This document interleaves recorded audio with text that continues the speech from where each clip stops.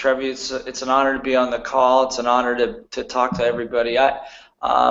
Background, you pretty much nailed it. I mean, over the last probably about 20 years, I've worked with thousands of organizations and probably hundreds of thousands of individuals, helping them build championship teams, increase sales, and really most over the last several years, really teaching people how to be great teachers, leaders, mentors.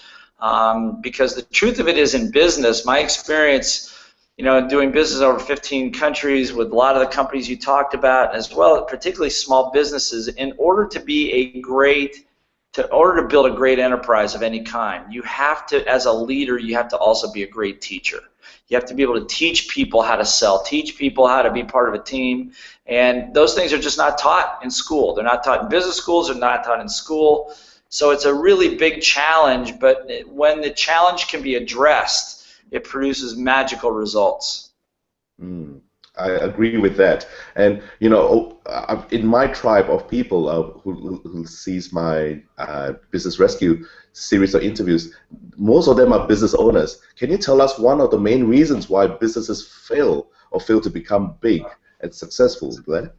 Yeah, well, that's pretty simple. I mean, the truth of it is, most businesses fail because of the inability to sell, to be able to raise capital, to be able to get their word or their message or the product or service out to the market. I mean, it's pretty simple. Sales equals income. If you can't sell, it doesn't go out there. And a lot of people still believe that the product will sell itself, that your reputation will sell itself, but that's just not true anymore. I mean, with the blizzard of opportunities out there and services, you got to be able to sell, number one. Number two is the reason they fail is because they stay too small. And the reason they stay too small is for the same reason, because they can't recruit a team, because they can't sell, they can't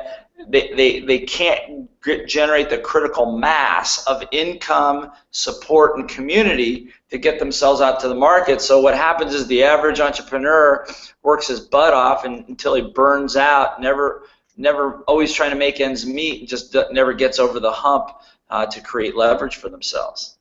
Yeah, well, sounds like, well, I remember I went through the days where I was working 80, 90 hours a week myself, and that sounds like what we all used to do, doing everything ourselves and burning out and lose family members, lose time. Is that right? That's right. That's right. That's right. And I don't have a problem with working hard. Hard work's okay if you're going to put in 80 hours. But the 80 hours need to be productive hours in which you're creating some leverage, when you're creating some reach, creating some scope in what you're doing. Otherwise, what happens, you're the chief cook, bottle washer, janitor, maintenance person, salesperson, and receptionist. And what happens is that you got to do that in the beginning, but sooner or later, you've got to be able to build a team. Yes, and building a team, which ultimately gives us leverage. For us, we probably only got how many hours a day, 24-hour days, and if we have a team, we can leverage off their time to get us to the next level. And so team building will be one of the most critical core of in having a successful business, isn't it, Blair? That's right. Well, and I think that the team building is important, but what's more of an obstacle or a point of resistance for most entrepreneurs, even big organizations, is actually recruiting the team to begin with. Because what happens is people have this little voice in their head that says, well, I don't have enough money, I can't hire a team, how am I going? And once I make more money, then I can have a team. But the truth of it is that thought will keep you alone for a long time. You have to be able to sell from the perspective of being able to recruit people to be on your team. If your mission's strong enough, if your vision's strong enough, if you know how to teach and lead, then you can attract great players without having a lot of money to pay them in the beginning. But it's always like the chicken and the egg. Once I have money, then I'll build a team. But I don't have any money, so I can't build a team. And then it just perpetuates itself. So what would you recommend for someone who's stuck in that rut of working so many hours a day, like 80 hours, 80 hours a week? What would you recommend them to do to get a great team member to start with? What would you recommend? That's a great question, Trevi. I think that the first thing is you have to have a vision for what it is you're trying to do with your business. I mean, if it's a business just to make some cash flow, that's good. But I have found over the years that if your vision of what you're trying to do with your business is compelling enough, people will be attracted to you. If you can, in other words, a franchise, for example. A franchise is a classic example of creating a vision, creating an opportunity, and people, and not paying people to be on your team, but having people pay you to be on your team. You know, and so that's the opposite end of the spectrum. So somewhere in the middle, as a business owner, you have to have a compelling mission, vision of what you want to do, and attract people that enjoy or appreciate what you're doing, maybe great customers, people that have used your services, to come in maybe on a part-time basis or on a contract basis to be able to support you, and you start building your team that way. But this whole thing of saying, well, I'm not big enough, I don't have enough money, just doesn't work. Right. Thank you so much for that, Blair. And with having the first, hire the first person to be a first person on your team, that's sometimes is quite a daunting task for business owners. So have you got any criteria that you have for hiring a person? Well, yeah. I mean, first thing is, you know, in my book, one of the books that I wrote was Team Code of Honor, and I talk about the attributes of a great team member. And one of those attributes I always think is most important is energy. I mean, what is the energy of this person like? I mean, everybody says, well, talent and this and that. You know, the truth of it is, at the end of the day, a person has the right energy for the type of work that you're doing. Now, obviously, if it's a very sales-oriented position, that's one kind of energy. If it's customer service, a little bit different. But energy comes first because that's inherent in the spirit of who the person is. But also before that, I mean, before you actually look for that person, what are the key leverage points that you need? What do you need right now? Do you need marketing? Do you need accounting? I would tell you that most people, the first thing you probably should have is somebody handling your books and your finances and your accounting to know where you're at and keep yourself accountable. I think the next part, probably the place that you'd be looking, is marketing. Not sales, but marketing. Somebody that can help you write marketing copy, get you in different sources of media, that kind of a thing. Because still, as a young business owner, just starting your business, you are the chief salesperson. Even to the day that Steve Jobs was still working at Apple and Bill Gates was working at Microsoft, they were the primary salespeople of their organizations, even large organizations like that. So what I find that there's a lot of people that want to be in business, but they don't want to sell because they're not comfortable with it, they don't like it, they don't view themselves as a salesperson, that kind of thing. And you have got to get over that hump first. And then when as you bring in people, it's energy first, their skill second, and then of course what we'll probably be talking about is you need to have a code of honor or a set of rules that attract the right kind of people. Ah, and that's always one thing whenever I hire people, I always go by energy as well. Energy first, followed by attitude, and skills third. And I always be a firm believer that I can always train and teach someone a skill. I can't teach them attitude. And a lot of it comes from the energy, isn't it? Yeah. And I think energy, but you know what? Here's the sad part, Trevi. A person with good energy can end up with a bad attitude in a bad environment. And what happens is it's important as a business owner. I've seen this happen a lot. A person with great energy, very optimistic, but because the environment is very scolding environment, harsh environment, no acknowledgement, no wins, work hard, do good, be as you're told, just like school, is what happens is a person with great energy, their energy contracts and they don't like it there. They end up either leaving or their attitude shifts. So I believe that attitude is critical. It's right up there with energy, but that attitude is 50% the responsibility of whoever, of the business owner, and 50% responsibility for the person coming into the business. Thanks for the clarification, Blair. And you mentioned about team code of honor. Can you tell us a bit about that? What do you mean by team code of honor? What's the definition? Okay, great. One thing I learned a long time ago is that every great team, organization, religion, culture, sporting team had one thing in common. One of the things they have in common is a set of rules of how we operate as a team with each other. Not necessarily with the public, but how we work together. And like the Ten Commandments, for example, is a great example of a code of honor. It's a very simple set of 10 rules that the Israelites used when they were leaving Egypt and all of that stuff to hold them together. So a code of honor then becomes a set of rules or standards of how you want your team to operate. Rules like being on time, never abandoning a teammate in need, celebrating all wins. If you have a problem with somebody on the team, you go direct. You don't go behind people's backs. These are rules that while they seem, well, yeah, of course, everybody should operate that way, it doesn't happen that way. In the absence of rules, people make up their own. People have their own rules from where they come from. And so every great organization has got to have a code, and what happens is this code sets the standards of how we operate. At that point, then it attracts the right players that want to play by those standards. Example, the Marine Corps has a code of honor. Okay? Very famous code of honor. So it's not for everybody, but people that like that code join the Marine Corps. They want to be part of the Marine Corps. Does that make sense? Yes, yes. If you don't like shaving your head and shooting people, don't join the Marines. But the people there really like it. So the idea is you create the code, and we found in all my businesses, and still to this day, that we use the code to actually recruit people.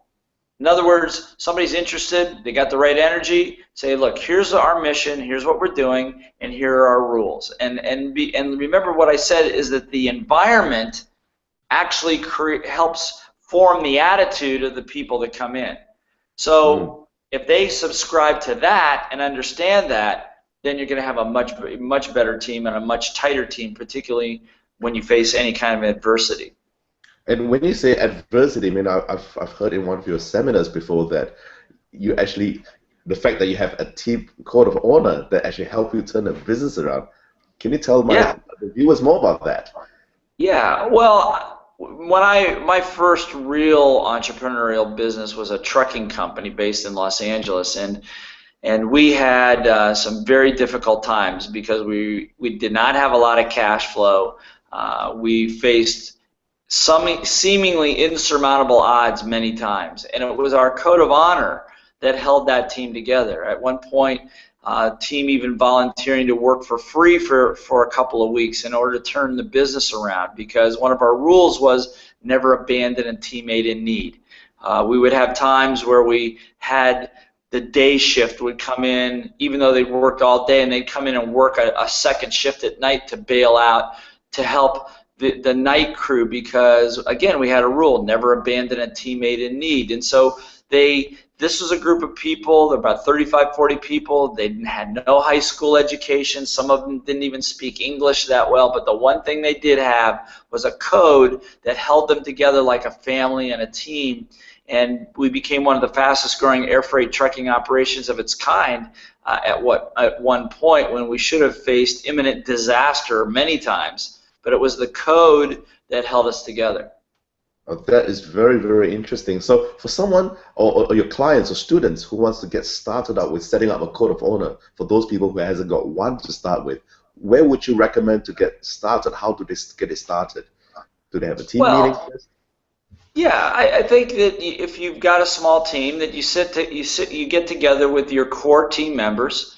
If you have a larger organization, still your core players, maybe not everybody, but the core people. Or if you're a small business, you get that where you've had people together for several years, get them together and you sit down in a room and you say, okay, what are the rules that we want to have? What values do we have that we want to preserve? And the rules are set up to support those values. So, for example, if timeliness and keeping agreements is a real important value to you, then you'll have rules like be on time. If you break an agreement, you got to clean it up immediately. Or if you feel that you're not able to keep an agreement, you handle it right up front. So that would be a case if agreements were important to you. Mm-hmm. If you would say that sales is important in your organization, you may have a rule that says everybody on the team must sell.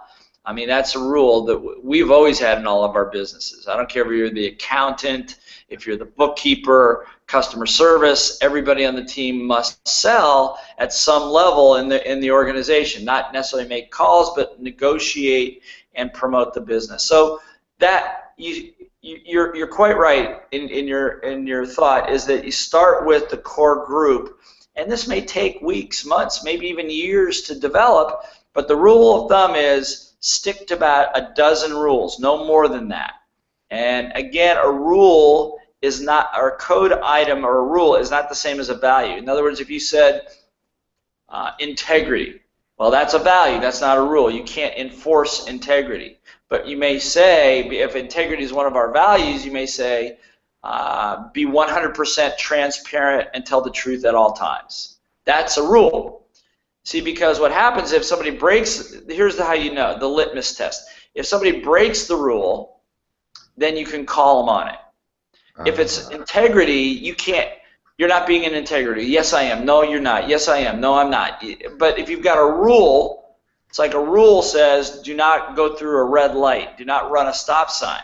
That's a rule that you can enforce. So the code of honor need to be rules that can be enforced, like the 10 Commandments. Thou shalt not kill. That's pretty simple. You know, honor thy father and thy mother. Thou shalt not covet thy, you know, I mean, we don't do too well with those, obviously, but the truth of it is they're very simple and very clear as to whether you're on which side of the line you're on with those, and that's how you create the rules. Right. So look, that is very good. I mean, I've got in my own business, I have values, and I have a whole list of rules, and I think that's maybe a bit too much. And it's good that you had the distinction between values and rules. Rules are something you can call out people on. I think that is very important. So thank you so much for that, Blair. Sure, my pleasure. And what are the key roadblocks that will typically prevent a company from setting up a code of honor? Can you think of any roadblocks that would stop them from doing it? Yeah, I mean, I don't think there's any company that would say no to doing it. I think that most companies would say, yeah, we want to do this, or they say, well, we already have rules. And I'm going, yeah, okay. Enron had rules. Arthur Andersen had rules. The Federal Reserve used to have rules. I mean, these rules are one thing, but the difference between rules and a code of honor is exactly what we were just talking about. Are the rules callable? The biggest stumbling block is people create rules, and you can go in almost any corporate document and they'll have their code or their rules or whatever, but nobody calls it. If somebody breaks it, nobody calls anybody on it. Nobody brings it to anybody's attention. Or you have people, executives in an organization, say, well, here are the rules for you, but I don't have to play by those same rules because I'm the boss or whatever, and that kills it right away. So part of the challenge with setting up these rules is not only to agree to them, but to be able to enforce them. And the key is that each member on the team must be able to enforce the rules. You can't, it's not up to the boss to do it. It's not up to the compliance officer to do it. It's up to every person. Trevor, let's say you and I are on a team, and we have a Monday morning sales meeting every Monday. And one of our rules says to be on time. And that meeting is set for 8 o'clock every morning. Now, if I show up 10 minutes late, what typically happens in most organizations? Nothing. People just let it go. They let it slide. But the truth of it is that in everybody's head, their little voice is going, well, I thought we had this rule about being on time, and Blair was late, and nobody said anything. This place is full of it. Nobody takes things seriously. And that begins to undermine your organization. So the deal is, if I'm late, then Trevi maybe not right then and there, but as soon as the meeting's over, or pulls me aside and said, Blair, you said you were late. You were late. You said you were going to be on time. What's the problem? What do we got to do to get you back in the fold? And if I don't respond to that, then you take it a little more public. So next time at the team meeting and I'm late, rather than waiting till a private time, right then and there, you call it, okay, Blair, you're late again. You agreed to the rule. Now what's good? Now most people, that's very uncomfortable for them. Very uncomfortable. They will do probably whatever it takes to be on time because the fear of embarrassment, public humiliation is pretty high. But if they don't, then you just have to have a conversation and say, look, obviously you agreed to these rules. They don't seem to work for you. What are we going to do, and how are we going to, probably the best thing for you to do is find another place that's more suitable to your standards, which is not here. That is very, very straight to the point. I like it. And I think a lot of problems is people are uncomfortable calling out people on their behaviors. And I That's think right. that, and I think if you have an environment or a team or people who are actively calling out on people on their mistakes, if they do, if they do not abide by the code of order, that will set a context which everyone will follow. Right. That's right. That's right. And so part of it has to, exactly right. Part of that has to be an agreement as a team to be willing to support each other. And this, in supporting each other, has to do with being willing to call each other. Because you know what? Most good code of honors, most people would say, yeah, I agree, because everybody wants to be the best that they can be. People want to live to a higher standard. People want to be a great team.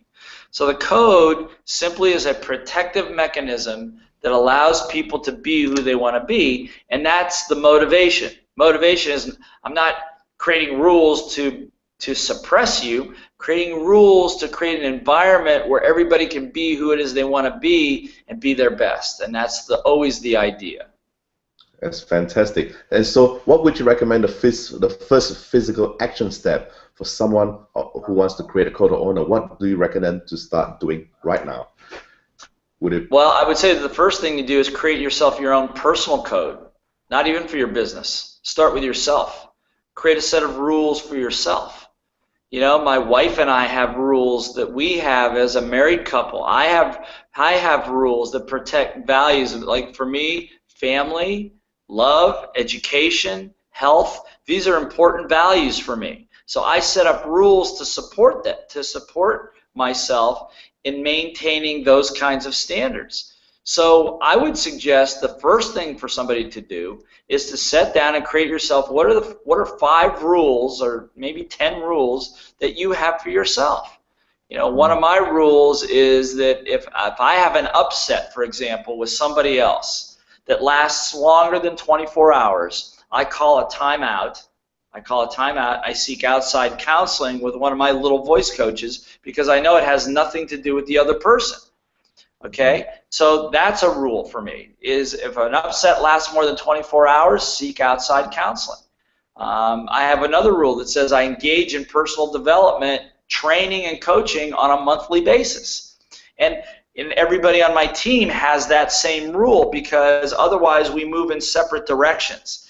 So the first thing to do is to create a personal code for yourself. Then go to your business, then sit down and then create a code with your other teammates that is conducive to your values and to their values as well. And again, that may take some discussion, that may take some debating, it may take some arguing, it may take some thrashing, which are all good things. Those are all good things that you want to flush through a business because people want to feel like they're in a place that helps them be who they want to be, that supports their values. That is great. I mean, I would never ever thought of sitting down and create my own code of honor first before I go to the business. Yeah. That is very, very useful, Blair. Yes. Now, once you have your own personal code, then the first step is in your business is to sit down with your core group, create a team meeting, and sit down and say explain what the code is. And again, if you go to Team Code of the book Team Code of Honor explains step by step in the book how to do that, how to do all this. So it's a very step-by-step process. And and let's say over 3 weeks, you have a team meeting once a week for 3 weeks. By the end of the third week, you're going to have yourself a code of honor by simply following the steps, discussing why it's important, why we want to have this, what it's supporting, and what are the issues that need to be legislated, or what are the values we're trying to protect in this business. And then once you get to that, creating the rules is actually very simple to do. Excellent. Well, thank you so much for that, Blair. So for the viewers who want to learn more from you, where would you recommend them to go? Oh, well, simply you can just go to blairsinger.com, and there's lots of great material there. There's material on code of honor, how to get a hold of the book, there's a diagnostic test that you can take to find out if your team is a good team or a bad team, or a team that you can save. There are tools on sales, on teaching, on little voice mastery. Lots of great stuff at blairsinger.com to begin the journey of creating the environment that you want for yourself, for your family, and for your business.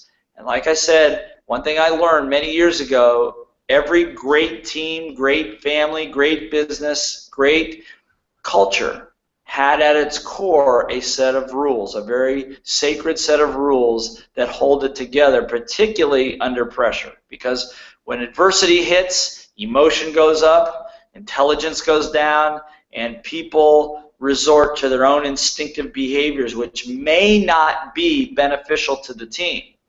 In other words, in the Marine Corps, they have a code because when bullets are whizzing by their head, they want to make sure that they follow a set of rules that hold them together as a team, because otherwise people may just run for cover, which may not be what they want to do. Exactly right. I think you hit the nail there, where in times of adversity, people just go back to their self-instinct, and fear takes over, and they haven't got anything to follow by, they just run. That's right. That's right. That's right. And so that's why I'm saying it's important to have your own rules. It's important to have rules for your team. And again, one of the obstacles is for a lot of people, when they hear the word rules, in their head they think rules were made to be broken. They want to play. Entrepreneurs don't want to play by rules. They want to have their, But I think it's just after so many experiences in business and in life of making money, losing money, and building great teams and all of that stuff, I just know that you have to create the right environment to produce great people and to produce great results, and that's what it's all about. Right. Well, thank you so much for that, Blair. And for those who wants to get to know Blair, if you want to go to businessrescue.com/Blair, I have a direct link to Blair's website where you can learn more about him. And I've heard you got this virtual training academy, Blair. It's one of the latest, and you pioneered it. Can you tell us a bit more about that? Oh yeah, it's very exciting. We just launched it a couple of weeks ago. It's very exciting. One of the problems is everybody knows they need to get educated. Everybody knows they need training, but it's very difficult to get on airplanes. It's very expensive to fly to seminars. It's very time-consuming, very expensive.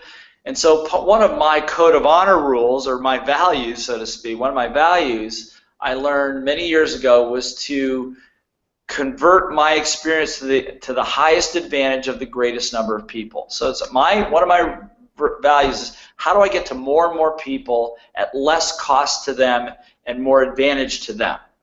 So that's why we created the Virtual Training Academy, which is basically me one-on-one, just like this, up close and personal, with most of my core subjects, so that people for very, very little money, in the privacy of their own home, on their own laptop, 24/7, have the ability to learn some of these very powerful lessons in a very interactive way. The technology we use is amazing. So I have the ability to actually interact with people through the video, this video content. So for example, the first module is Little Voice Mastery, how to win the war between your ears and control that chatter in your head and eliminate procrastination, self-sabotage, and all those things.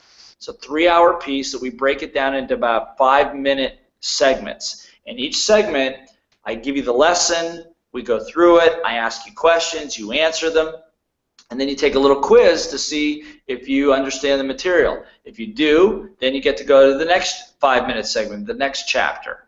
And we've had people already going through it in beta test and in the new release that have said that the quality of their life has changed dramatically because now they have the tools to be able to control their attitude, control the little voice in their head. So we're going to be adding, Little Voice Mastery is up in next couple months. We're going to put the whole sales component up there, how to sell even if you're not a natural salesperson. Then we're going to put the team component on there, how to build your code of honor, how to teach, how to lead, and how to be a master facilitator. So it's all video content for pennies on the dollar so that you can learn it in the privacy of your own office, in your own home, and even get your whole team to get trained on it. Wow, that sounds very exciting. So for those people who wants to find out more, they go to businessrescue.com/Blair, and I have all the links directing to the Virtual Training Academy as well. Yes. So any last word, Blair? What would be your $1 million advice for any business owners out there who wants to be really successful in business? What's that 1 minute advice that you would give? Well, I don't know if there's one, but the one message I would say is that most people, I've worked with hundreds of thousands of people, and most people very much underestimate themselves. Most people, if you're watching this right now, you have way more potential than you give yourself credit for, and you're able to accomplish a lot more than you think, as is your team. Most people, in their minds, play to the lowest common denominator. They think that they've got to dumb everything down to make it so simple that everybody can be part of the team or can work together. That's just not true. My experience is people can create so much more than they believe if you have a code of honor, the right context, the right environment, and you help them get past their little voices. We've done programs, Trevi, where we've had, when I was in Vietnam, actually, a few weeks ago, we had 300 people in a room. After I gave them some personal development training and some business selling skills, made them get on their cell phones right in the room, and within 10 minutes generated over $850,000 US dollars in sales in 10 minutes. That's $5 million an hour. And some people were in tears because they had no idea that they were capable of generating that kind of income in such a short period of time.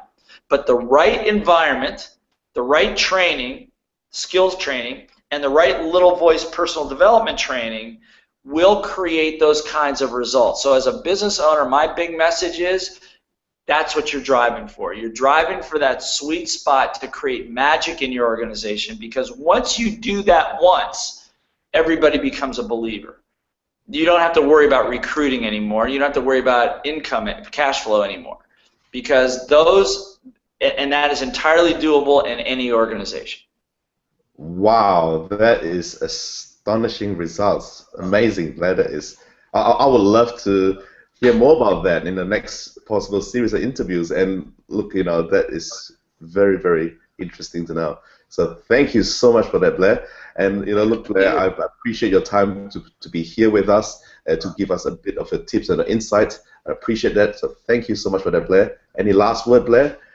No, Trevi, thank you so much for the work that you're doing. There's lots of entrepreneurs around the world that have great ideas and great dreams, and thank you for being one of those people to support them in getting those dreams. So thanks for having me.